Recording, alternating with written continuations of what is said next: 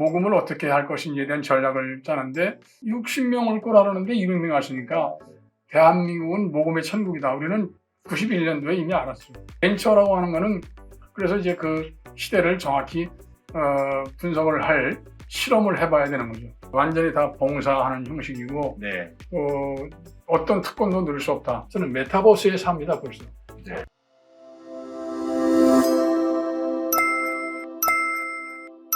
국내에서 만들어진 비영리 단체로서는 가장 최초이고 최대의 기구로 성장시킨 주역에 계십니다. 이일하 굿네이버스 창립자 이사장님 모셨습니다. 안녕하세요. 안녕하세요. 네. 바쁘신데 이렇게 시간 내주셔서 정말 감사합니다. 과연 이 단체를 어떤 계기로 처음에 시작하셨을까 여쭤보고 싶습니다. 외원단체죠. 예, 우리나라 NGO의 뿌리는 순수한 시민운동으로 시작한 단체들도 있지만 6.25 전쟁을 하면서 아주 폐허된 나라를 재건하는 과정에 외국에서 많은 물자들을 보내왔는데 외국에서 보내오는 물자를 보내오는 창구가 외원단체라고 합니다. 외원단체. 외국 원조단체. 네. 그래서 그 원조단체 대표적인 뿌리는 월드비전, 어린이재단, 세이브 더 칠드런, 뭐 이런 게 현재 우리나라에서 다 독립적으로 모금하는 단체들인데, 이제 내가 그런 단체들에서 근무를 한 18년 했는데, 이제 외국에서 보내주는 돈을 잘 쓰면 되는 그런 시절을 보내다가 이제 88 올림픽을 하고 한국이 더 잘 살아졌으니 이제는 그만 도움을 받아야 하지 않겠느냐, 자립을 해라, 뭐 이런 이제 신호들을 보내와서 제일 먼저 80년대 중반에 CCF가 이제 독립선언을 했고 그리고 이제 90년대 와서 세이브하고 월드비전이 독립선언을 다 했습니다. 그런데 이제 그 과정에 독립에 대한 방법, 방향들이 다 돈 받아가지고 재산들이 다 있으니까 그 재산을 잘 관리하는 쪽으로만 이렇게 미래를 잡으니까 민간 모금을 중심으로 해야 되는 거 아니냐라고 이제 그 정보도 있고 또 경험도 쌓았기 때문에 독립해서 하자. 그래서 완전히 벤처 정신 혹은 벤처 형식으로 시작을 했습니다. 예.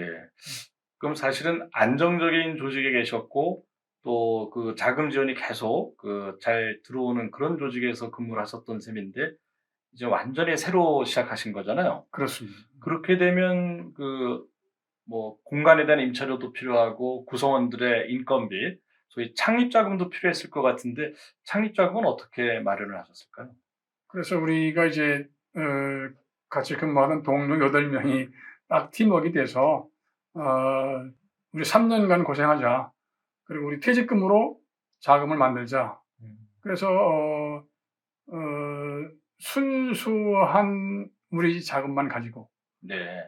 그리고 이제 모금을 어떻게 할 것인지에 대한 전략을 짜는데 약사들이 한 2만 명 됐어요 그때. 한국에 있는 약사. 예, 한국 약사 리스트를 보고 8명이 앉아서 약사 주소를 찍었습니다. 그때는 뭐 이 지금처럼 뭐 자동이 안 될 때니까 전부 다 컴퓨터 작업을 해가지고 그리고 이제 DM, 다이렉트 메일이죠. 네. 이런 단체를 시작을 했으니 우리 회원이 돼 주십시오라고 하고 보냈는데 이제 DM에 대한 광고 효과는 그때 당시에 국제적 통계가 0.3%였습니다. 0.3%만 오면 성공입니다. 반응이 실제 모금으로 이어지는 케이스가. 그렇죠. 네. 근데 2만 명한테 보내는데 0.3% 그러면은 2, 3만 명이 600명이잖아요. 600명이죠. 네. 600명이 아니라 60명입니다. 2만 명 1%에 200명인데 200명이 왔습니다. 네. 그리고 0.3% 60명 올 거라는데 200명이 왔으니까 대한민국은 모금의 천국이다. 우리는 91년도에 이미 알았죠. 네. 벤처라고 하는 거는 그래서 이제 그 시대를 정확히 분석을 할 실험을 해봐야 되는 거죠. 우리는 굉장히 초창기부터 벤처에 대한 모범 기관이었습니다. 그러니까 비영리 단체지만 대단히 벤처 정신으로 시작하셨고, 그러니까 비영리가 따로 이 기업하고 분리되지 않습니다. 똑같은 조직 경영, 조직 운영, 또 어떤 미래에 대한 설계, 비전, 이거 다 똑같습니다. 다를 거 네네. 없습니다. 네. 그리고 사실은 처음에 그렇게 창립하실 때 전 직장 그 동료분들이 함께 십시일반으로 퇴직금을 갖고 시작하셨다고 하면 그분들은 사실은 어떻게 보면 그 창립 자본금을 대신 분들이시잖아요. 그렇죠. 이사장님 포함해서. 그러면 그 나름대로 역할은 어떻게 나누시고 운영을 해 오셨을까요? 그리고 이제 창립 자금에 대한 부분이지만, 아니, 남 퇴직금 다 갖다가 여기다가 틀어 박아놓고, 이게 뭔 짓이냐, 이런 이제 비난을 굉장히 많이 할 테니까, 그 퇴직금을 다 받지는 않았고, 일부만 내서 철저히 개인게 아니다. 처음부터 서약서를 다 만들었고, 비영리는 철저히 이사회가 조직이 돼야 되니까, 다 역할 분담을 했죠. 그리고 이제 내가, 아무리 창업자라도, 이 이사장하고 있으면 봉급을 못 받으니까 사무총장으로 이제 그 CEO 역할을 하고, 그리고 이제 모든 사무국은 다 이제 내가 지휘하면서 사업 계획을 세우고 미래 계획을 세우고, 이사회는 이사회대로 이제 우리 가족 친지들 다 120명을 또 이렇게 모아가지고 128명이 됐습니다. 120명을 이제 한 달에 10,000원씩 내주십시오. 우리는 처음부터 128만 원의 회비로 시작을 했죠. 매월 128명에 10,000원씩 부담하는. 그렇죠. 우리도 내고 10,000원 내고, 봉급은 없다. 대신 이제 앞으로 3년 동안은 우리가 와서 식사할 돈만 따로 이렇게 교통비하고 지급하는 형식으로 해서 그 당시에 30만 원만 줬습니다. 그럼 정리하자면 사실은 자본금을 낸 순서대로 무슨 지분이 있거나 하는 건 있을 수가 없고 NGO는 그럴 수 비영리단체니까. 없죠. NGO는 그렇죠. 완전히 다 봉사하는 형식이고, 네. 또 어떤 특권도 넣을 수 없다. 네. 그 원칙은 뭐 지금도 다 은퇴했지만 네네. 어떤 경우도 특권을 네. 주지 않았습니다. 오히려 이제 가장 중책을 맡고 그 발기를 하신 이일하 사장께서 본인 주변의 친지분들, 친척이나 친구분들 이렇게 해서 가장 많은 128명 중에 거의 40여 명을 설득을 하셔서 매월 10,000원씩을 내는 정기 후원 그렇죠. 회원으로 어, 모집하시고 나머지 그 공동 그로 설립하신 7분들도 역시 그렇게 해서 128명으로 최초의 회원, 그렇죠. 최초의 구성원이 대신 된 거군요. 네네. 그분들은 이제 회비만 내는 일반 회원이 아니라 전체 총회를 좌우하는 힘을 갖는 분들이기 때문에 상당한 막강한 권한도 줬죠. 그때 우리가 요구하기를 이제 인쇄물을 만들어서 다 한 분에 10장씩 나눠줍니다. 네. 주머니에 10장씩 넣고 다니십시오. 네. 만나는 분마다 우리 회원 내주십시오. 네. 그렇게 요구를 하도록 이제 역할을 줬죠. 네. 그리고 우리 아까 말한 대로 약사들한테 보냈더니 200명이 또 왔어요. 네네. 200명한테 똑같이 총회 대의원처럼 또 10장을 보내서 네네. 들고 다니면서 우리를 네. 홍보해 주십시오. 그러니까 불과 6개월 만에 2,000명이 됩니다. 그러니까 벤처라고 하는 거는 네. 일에 대한 믿음, 또 그리고 구체적인 방법, 그런 계획, 그리고 계획을 실행하는 능력, 이런 것들이 절대 처음부터 필요합니다. 그러니까 미션 스테이트먼트를 정확하게 하고 구체적으로 업무를 할당하셨다는 그러니까 말씀이에요. 이제 그게 이제 덮어놓고 우리 이런 거 하니까 10,000원 내십시오 그러면 누가 냅니까? 네. 이 단체는 이런 사업을 합니다 하고 해서 이제 우리가 첫 번 대상을 이제 결핵 음성 환자들 그분들을 돕는 프로그램을 우리가 찾아가서 직접 내가 가서 이렇게 사진 찍고 우리가 도와주는 프로그램을 하면서 여러분들이 내신 회비는 이분들을 위해서 씁니다. 우리는 처음부터 행정비를 안 뗀 거죠. 네네. 그 회비를 다 사업비로 다 썼습니다. 네. 그럼 이제 모금이라고 하는 이 벤처 부분에서도 그렇습니다. 물건 잘 팔아야 벤처가 성공하는 거 아닙니까? 그렇죠. 그 소비자들한테 인정받는 작업이 매우 중요한데 우리는 그 부분에 성공을 했기 때문에 네. 그러면 2,000명이 열심히 하니까 6,000명이 금방 되는 거고 6,000명 되는데 시간이 얼마나 걸려요? 2년밖에 안 걸렸습니다. 우리가 초창기에 1년에 70%씩 평균 그렇습니다. 연 70% 이상. 그러면 네. 이제 예산이 뭐 2배, 뭐 3배 이렇게 막 늘어나는 거죠. 그 아까 말씀 중에 제가 돌아가서 말씀 여쭤보고 싶은 게 8432 32만 원 활동비로 따로 주고 급여는 별도로 그렇죠. 있었거든요. 200만 원 정도를 받았던 나도 것 200만 같아요. 원을 받던 사람이 네. 30만 원만 가지고 예. 하루 10,000원씩 가지고 교통비하고 점심 먹고 살았죠. 자기 다 짝꿍들이 돈을 벌어서 네. 가정생활에는 별 문제 없이 나부터도 아, 내 아내가 다 살림을 할 만큼 네. 이제 그런 상황이 돼 있기 때문에 가능했죠.